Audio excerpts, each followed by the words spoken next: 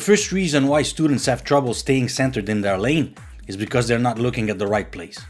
And most of the time, they're looking at the lines on the asphalt to guide themselves. If you look at the lines on the left, you'll always be too close to the left. If you look at the lines on the right, you'll be too close to the right. So, don't look at the lines to guide yourself, look far at the center of your lane. Even when the road is curving, you look far at the center of your lane. Of course, you're not going to be staring only there. Staring is one of the most common problems with student drivers. You need to look everywhere, but only fractions of a second, and your eyes keep returning over there so that you can stay centered. Students tend to focus solely on the vehicle in front, almost like if they had a cardboard piece on the windshield and that's the only thing they see.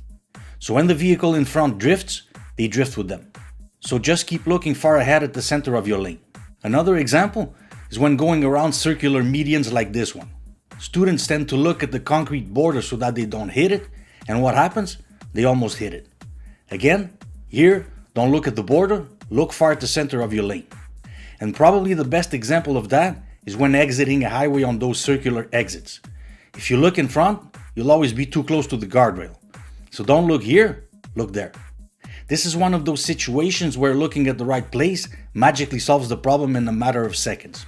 So the main reason for not being centered is vision. The other reason actually has to do with the steering wheel itself and your hand position and tightness. Beginners are usually stressed when they drive, so they tend to hold the steering wheel too tight.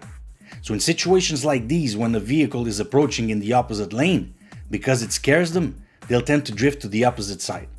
You might have seen people driving with just one hand resting on the wheel. Now, I don't recommend that. You should always keep both your hands on the wheel, and I certainly don't recommend this, but this is just to illustrate that cars are made to go as straight as possible, and most of the time when students swerve, it's because they manipulate the wheel way too much. So always hold the wheel with both hands, but not too tight. It also happens a lot when there are physical obstacles like concrete blocks or ramps. They focus on them because it scares them, and they drift to the opposite direction. Again, don't focus on those things. Look far at the center of your lane, and everything will take care of itself. The position of your hands on the wheel will also have an effect. If you hold the wheel like this, with one hand over and one hand under, that puts more weight on the wheel on the side of the lower hand, and it'll make you drift to that side. So try to always hold the wheel with your hands level at the 10 past 10 position.